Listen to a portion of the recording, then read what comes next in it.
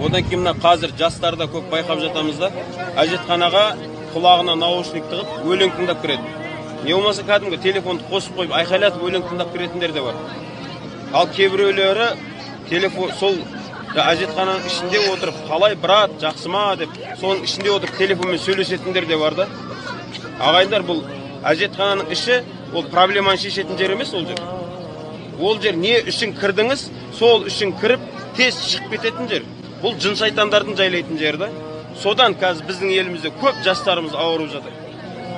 Осыған қатты сақ болу керек. Мына ата-аналарға айтар едік, шынымен балаңыздың денсаулығы сізге қажет па? Балаңыздың ауру болғанын қаламайсыз ба? Онда қараңыз балаңа. Үйретіңіз осы нәрсені. Әжетхана деген нәрсенің ішінде, ислам әжетхананың ішінде қатты қажет болмаса сөйлеуден қайтарған. Сол үшін осы балдарымызға, бауырларымызға осы нәрсені үйретейік, ағайындар.